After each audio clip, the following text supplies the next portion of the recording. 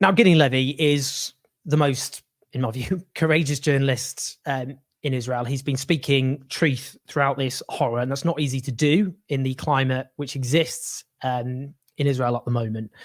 Moral clarity. The last time I interviewed Gideon Levy was a few months ago, and that the term I used was moral clarity. And it's rare that I've come across someone, I think, who just personifies that. So it's really a great honor getting to be joined to talk to you in these unrelentingly bleak and horrific times. So hello. Thank you for having me again, Owen. Always pleasure, really. Yeah, well, I can't say enough how much of a pleasure it is. I want to start by talking about the World Central Kitchen massacre. Now, let's be clear, 200 aid workers have already been killed, overwhelmingly Palestinians, and they haven't had attention. I'm not trying to detract from the horror that the families of those 7 aid workers are feeling, but that's why this suddenly has caused a crisis of some description. Before I talk about that, though, I just want to talk about the investigation which the Israeli authorities have now conducted. And I just want your thoughts, because this was an aid at World Central Kitchen coordinating with the IDF in a supposedly deconflicted zone. They gave their coordinates on a pre-approved route in trucks, clearly marked with World Central Kitchen. And then the first car was attacked and then as they fled to the second car, that was an attack. And then they fled to the last car, that was attacked. Then they were all killed. I just wondered your thoughts on the investigation that have been produced and what that tells us about how the IDF operate. Whatever happened here is exactly the opposite of what the IDF does usually. Usually there is no investigation whatsoever. And usually if there is an investigation, it lasts forever. And I'm speaking about decades of military investigations of crimes of the occupation. This time, because this dramatic phone call between Biden and Netanyahu, they rushed up and they even found some guilty commanders. One of them, by the way, a settler. Surprise, surprise. But by the end of the day, we should remember the world and Israel, unfortunately, is treating the blood of those 7 adorable volunteers of the Central World Kitchen, God forbid, as much more expensive, dear than the blood of so many Palestinians who were killed in such a similar way. Let's just make the analysis, the analogy with the 2 weeks of attack on El Shifa hospital, the only real hospital in Gaza, or the only hospital that can be called a medical center. For 2 weeks, Israel had bombed there and killed hundreds of people and destroyed the whole compound because there were there some members of Hamas. We don't know who, we don't know how many, we will never know. I doubt if the army knows, but they were. This justified this whole killing and destruction of a hospital. Same way of thinking happened a few days later in Deir el-Balach. They saw there is one Hamas member, nobody knows who he was, how important he was. In any case, he wasn't in the car, but that's enough for them to justify to kill anyone who is around him. And that's a way of thinking. This is not an incident, not a mistake. That's a strategy. That's a way of thinking. That's a way of perceiving lives of Palestinians. I mean, I'm wondering just in terms of what happened here, where they basically have blamed the local unit, and there aren't criminal sanctions, though, are there, at the moment? I mean, kind of looking pretty light action given the gravity of the crime, which was on a purported 1 gunman. There wasn't a gunman, and therefore an entire aid convoy is attacked with 7 aid workers killed. The reason I'm just interested, and I just want to put this to you, and I don't want to go, down too much of a rabbit hole here, but Giora Island, for those who don't know who are listening, he's an Israeli major general, the former head of the Israeli National Security Council, an advisor in some capacity to Gallant, the defense minister, he said on the 7th of October in support of the siege, and he said, in order to make the siege effective, we have to prevent others from giving assistance to Gaza. The people should be told they have two choices: to stay and to starve, or to leave. Now, Gaza suffered the worst fall in nutritional status of any population in recorded history. There is a famine growing. I don't know. I mean, is it possible that this unit deliberately targeted these aid workers in order to undermine, to prevent others from providing aid? I'm not sure. If yes, this is not the policy of the army, then it was really an initiative of a high-rank local commander, might be. We know the background, at least, of one of the commanders, a very radical settler. But by the end of the day, I think that we should look at it differently. We should look at it as if the army doesn't care who are they killing, whom are they shooting. They couldn't care less if those are journalists, medical teams, aid workers, women, children, anyone. The whole Gaza Strip is in danger. The whole Gaza Strip is suspected by Israel or by the Israeli army. And in many ways, the whole Gaza Strip deserves to be killed. And you heard those expressions by so many Israelis that nobody is innocent in Gaza. And if nobody is innocent in Gaza, it includes also the 7 international aid workers. And that's the outcome. If you talk like this, if you think like this, the only difference was the national identity of 5 out of those 7 workers. They were internationals. If there would have been more internationals in Gaza, we would have seen less killing, I believe. And they, of course, blocked foreign journalists from entering, partly because those crimes, I suppose, would be more easily documented, but also, yeah, you would end up with these sorts of incidents, wouldn't you? I mean, just in terms of what's happened since, the conversation between Joe Biden, this has triggered a crisis. Well, all of a sudden, the world is being told very loudly, as Palestinians said from the beginning, Palestinian life is very cheap. This has triggered a crisis.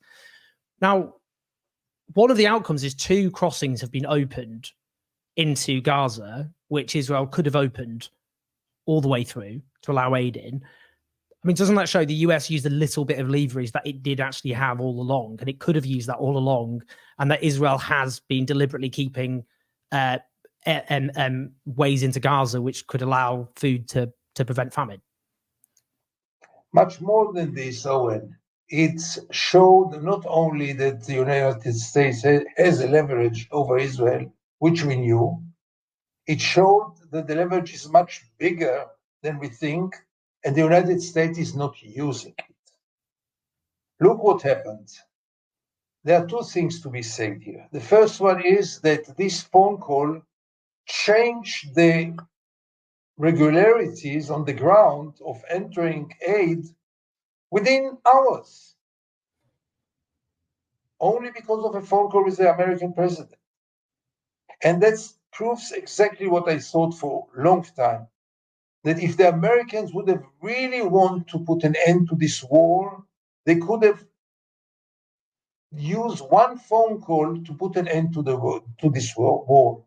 The fact that President Biden, with all the appreciation to his good intentions, and I believe he has some good intentions, with all the appreciation to this, by the end of the day, he didn't put an end to this war. In other words, he wants this war to continue. In other words, the United States is a full partner of this war. And the second thing is this really hypocrite way of thinking. Aid. We will support Gaza with some food, some medicines, and our conscience will be totally clean.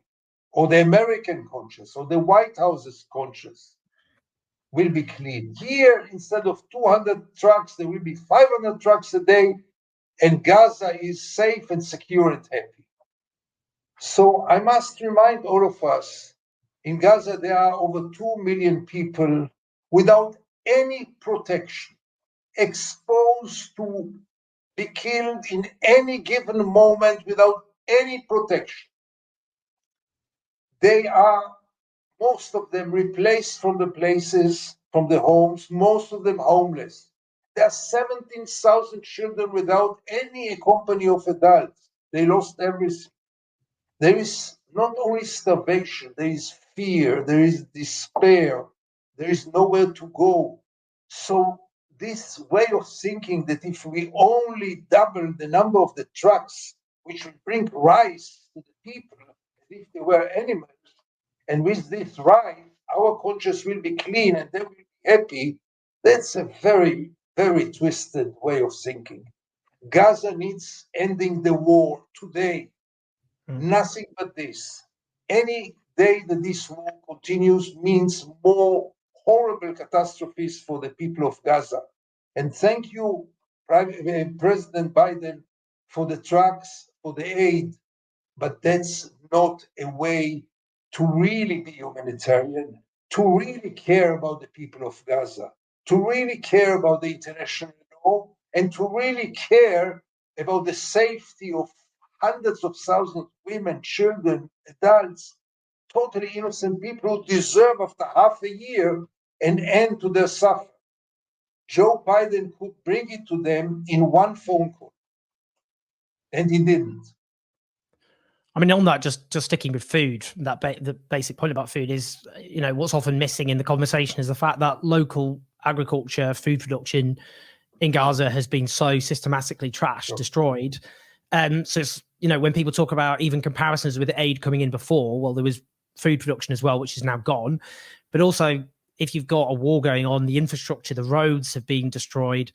It's interesting, even Biden's administration has reprimanded Netanyahu's government for targeting police within Gaza as though they're legitimate targets on the basis that they often provide the security for the trucks. So, I mean, that's the problem, isn't it? You've got the destruction of infrastructure and local food production. You've got a collapse in security because you've got a lot of desperate, starving people. So actually just getting trucks in doesn't solve that problem, does it? Absolutely. And you didn't mention also some kind of industry which was in Gaza, which is also totally destroyed. Gaza produced some of its food by itself, not only in agriculture, but also in certain factories, dairies, and others. All this is gone. So, but again, food is not the whole story. I mean, food is essential, and we have to provide it. I'm very happy that there will be less starvation, even though I'm not sure that this is enough. But there are some other human needs. What about them? I mean, you mentioned healthcare, you mentioned Al-Shifa. I mean, Gaza doesn't really have a functioning healthcare system. And I mean, if you just start to think, people with cancer, people with heart problems, pregnant women, I mean, that imposes a daily death sentence on a significant number of people, doesn't it, if you don't have a health system? Yes, but they have a sacks of rice from the United States. This should shut their mouths.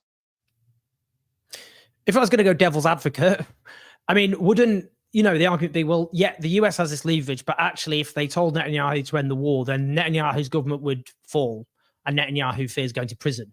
So is that stops the leverage? What do you say to that? Look, Netanyahu is doing whatever he wants as long as the Americans are supporting it. The moment that the United States will stop supporting what he does, in any case, Israel will have to stop. I mean, it's so basic. Israel cannot continue this war without the support of the United States. Maybe for a few days, not much more. For sure not to face the next dangers from the north, from the east, from Iran. So, those are not considerations. We are dealing here now with lives of maybe tens or hundreds of thousands of people for the period to come. And this is at stake now.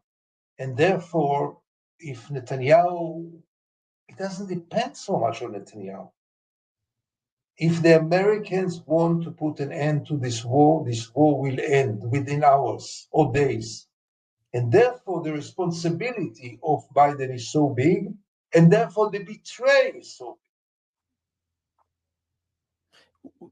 I'm just wondering in terms of what happens next, though, in the sense Rafah, where a majority of Gaza's, as you say, desperate, homeless, hungry population, traumatized population, are now concentrated on the border with Egypt. And the Israeli government basically stakes everything on saying there will be an offensive against Rafah, which the US has done lots of hand-wringing about, but carried on providing lots of weapons to Israel in order to prosecute such an offensive. Do you think such an offensive will happen? Because obviously, I interviewed, for example, a UNICEF spokesperson live from Rafah a few days ago and spelled out in gruesome terms what an offensive against Rafah would mean, particularly given they have nowhere to go. So what do you think, where do things stand with this offensive against, this onslaught against Rafah? Again, it depends on the Americans. How decisive will they be? Until the last days, maybe they changed it in the last days, but until last days, they did say very clear no. They just put conditions. They wanted to see plans, which cannot exist, how to save those innocent people from being killed by masses. It depends only on the United States. If the United States will want to save the life of 1.2 displaced people who are staying now in Rafah, they can do it and they should do it. Israel, as you see, are talking a lot and doing a little about Rafah because they understand the challenge, both the international one and also the challenge on the ground. To fight in a place where there are 1 million refugees is not an easy job, not at all. So I still carry the hope that maybe it will end up only in talkings and not in actions. But again, I don't see a very decisive American position. Partly because it's in limbo, I suppose, because of the elections, which are not that far away. One thing I'm interested in is just, the question of the hostages. Hamas committed grave war crimes by taking civilians hostages. Should be any doubt about that. What I'm interested in, and just in terms of where this is in the conversation in Israel, because I know there've been protests, obviously, including by family relatives of some of the hostages. But obviously, common basic sense shows, because you'll hear people aggressively supporting the war in Gaza on the basis of the hostages, even though we've only seen mass release of hostages based on a ceasefire and a prisoner exchange. The Israeli state has killed far more hostages through military action than it's saved. Is that not just generally I don't understand how within Israeli society there couldn't be that could be a common sense, given that's just empirically what's happened, but it doesn't seem to be even registering. No, there's no one in Israel who doesn't want to see the hostages being released.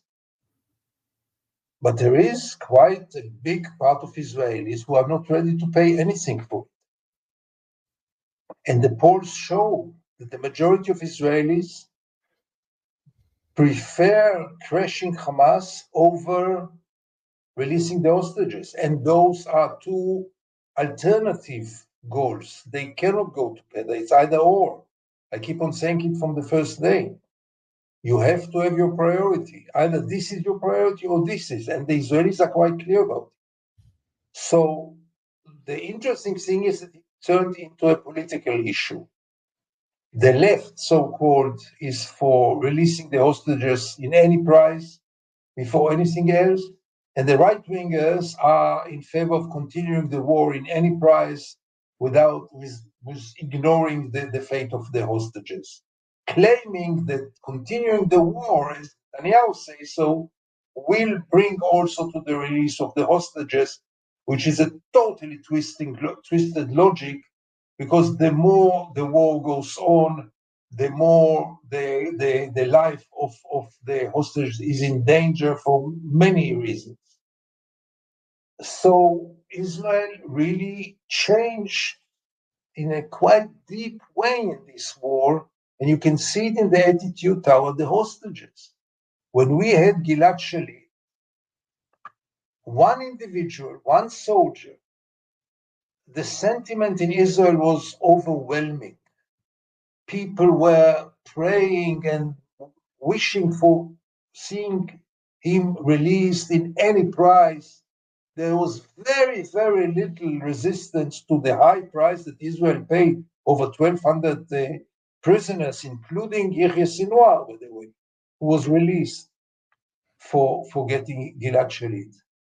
Israel became less with humanity and with empathy and with mercy toward the weak ones, toward those who suffer in this war. And it's first of all obviously aimed at the Palestinians, but now we see it is also aimed at the hostages. Israel cares today less about the hostages than a few months ago, and that's horrible.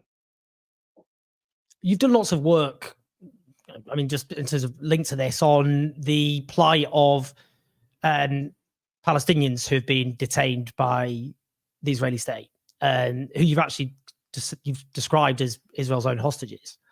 And we've heard just reports in the last few days of the sort of conditions, being tied up for months, to the extent that people have had their limbs amputated. Ben Gvir doing typically the extremist security minister, another blood-curdling kind of public statement saying conditions will be made even worse. It doesn't matter how many bullets we need. As I'm just wondering about what your thoughts on the general plight there, because we've had some horrific reports, of course, of the mistreatment the horrific treatment of Palestinian detainees. One of the reports, which was published yesterday, the day before yesterday in Haaretz, was by a doctor who works there. So it's not just, rumors or Palestinian sources. An Israeli physician who wrote a letter. This is again something that tells more about Israel than about anything else. The fact that Israel is so indifferent to what every Israeli could have heard yesterday and weeks before. The fact that they don't even care about the consequences of those reports on the fate of our hostages in Hamas. What do you think will a guard of a Hamas who has 2 hostages under his guard, what will he do when he hears that his colleagues, his friends, are being kept in those unbelievable and inhuman conditions? What will he think and how will he behave when he hears this? And what came out of us?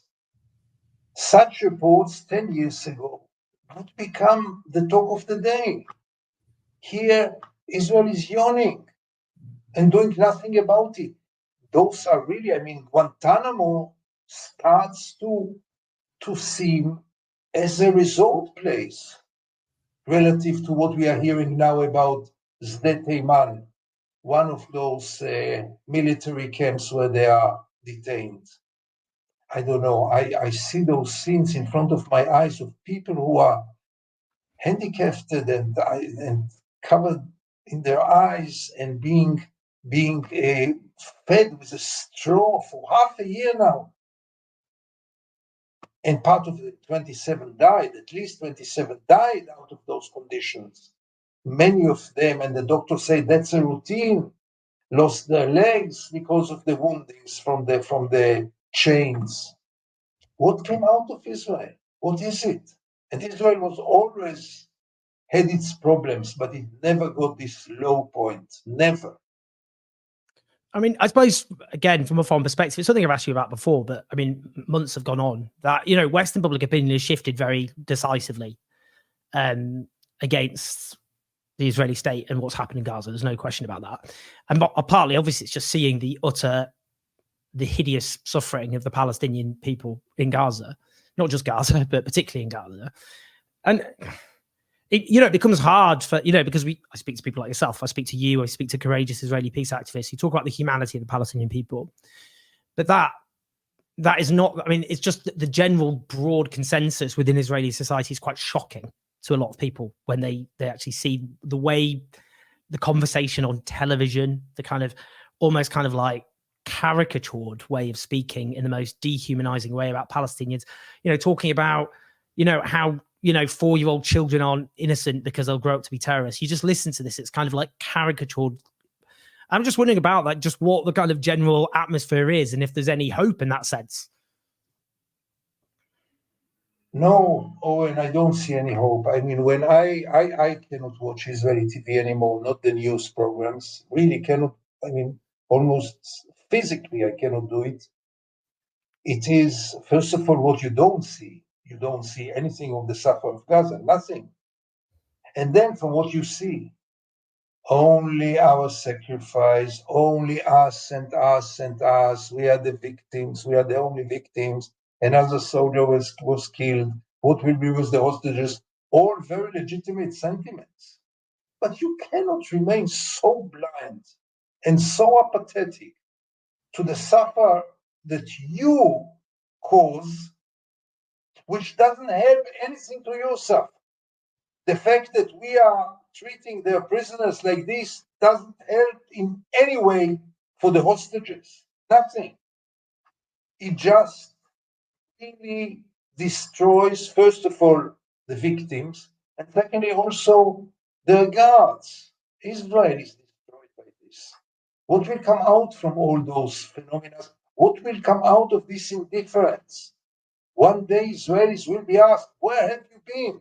You knew all this. What did you do about it? And they will say, we went to the streets and demonstrated against Netanyahu, as if replacing Netanyahu will make an entire difference. And after Netanyahu, Israel will turn into a liberal paradise. But that does seem to be some hope, though, in what you said, in that the suggestion there is, I mean, this is what I cling on to, so I'd just be interested if you expand on it, which is people in future generations will look back and go, what on earth happened there? They'll look back at the blood-curdling statements of Israeli leaders, officials. They'll see coverage from this time on Israeli television and the sorts of statements that circulated on social media, Telegram. I've seen some of the Telegram stuff about some of the aid workers, people just mocking the deaths of these aid workers and ridiculing these aid workers. And you kind of think, but your suggestion is actually people in the future will go, what happened there? This was an outrage. We have to come to terms with it. So that does suggest that there is hope that things can shift. I wish I knew where do you see hope here.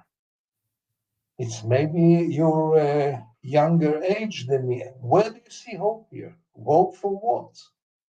This will shape a whole generation now with hatred, with real criminal thinking, with racism, with believing that all the Palestinians are garbage that you can just smash and go on and nothing happens.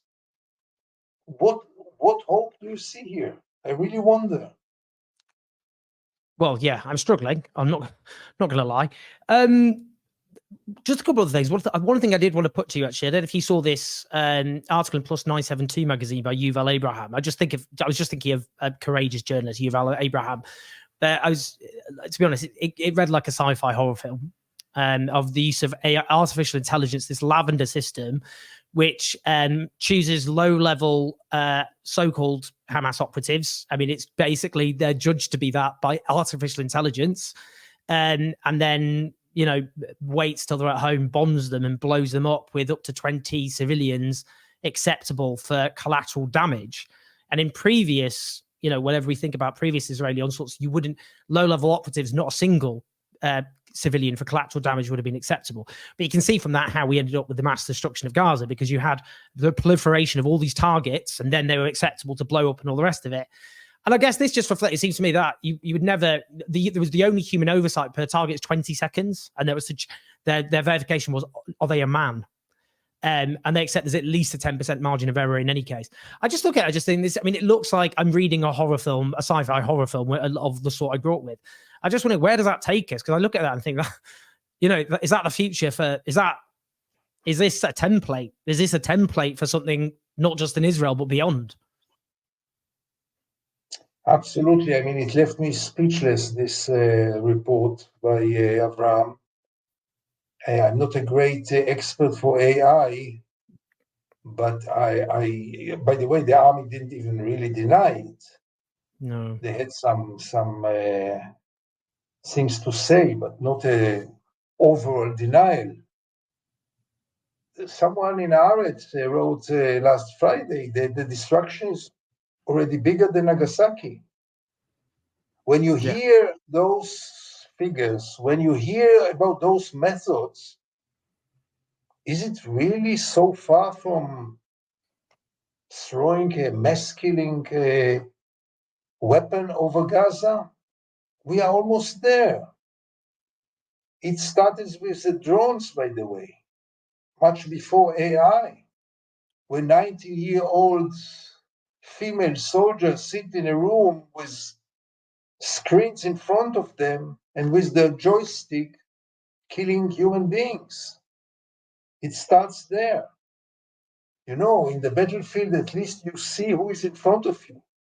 It started with the pilots who never see their victims. They see black dots running on their lives. They have no idea whom they are killing. No idea. And they do. So technology will bring us really to hell. I mean, I guess kind of where do we end, really? I mean, I guess if there is, I mean, we've spoken before about how I think the hope you would look at is in the US, which is obviously pulls in at the end of the day, it has leverage of a huge amount that if it can actually stop this with one phone call. I mean, just firstly on that, I mean, I'll ask a two-part question. This could end, as far as you're concerned, if Biden picked up his phone, said, "This ends now. I will end all weapon sales unless you immediately end this." That would be it. One word, which Biden knows to pronounce very well: don't. It's enough. But it must be followed by measures. If it's only this word or any word, it is totally meaningless. It must be followed by measures. And to say don't, and in the very same day to supply Israel with more ammunition and more jets is really cynical.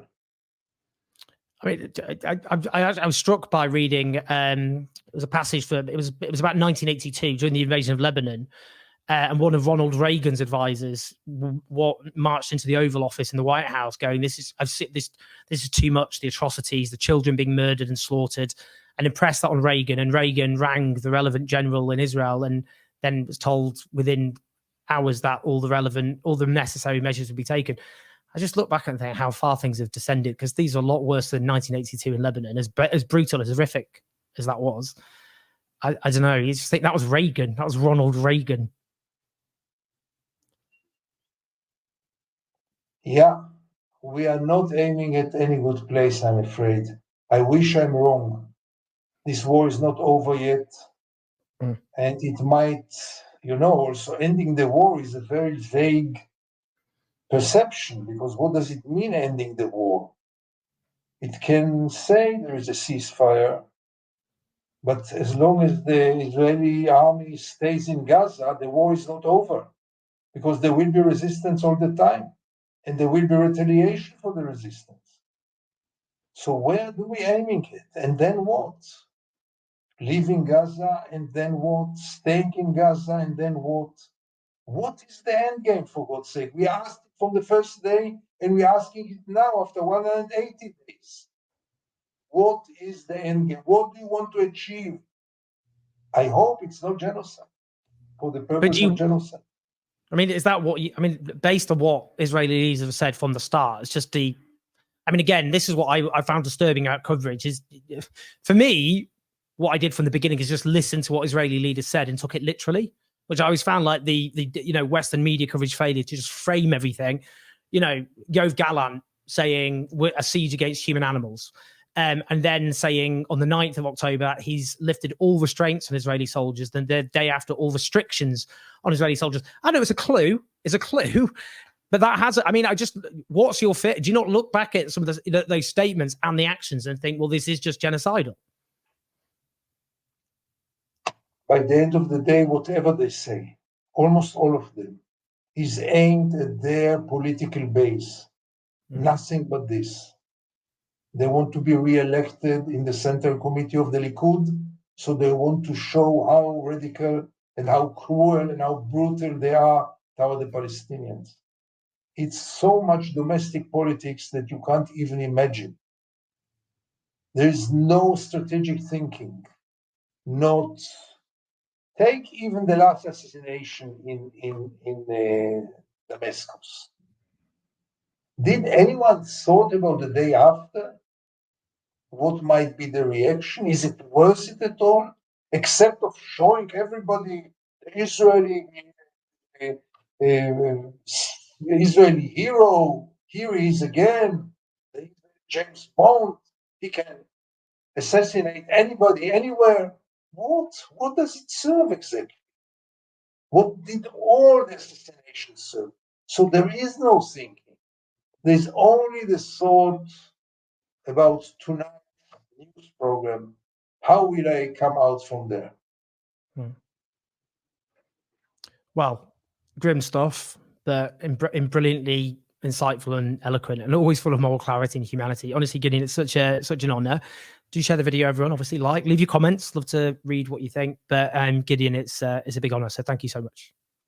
Thank you for having me again, Owen, and keep up your work. I'll do my best, but right back at you. So do I. All the best, Owen.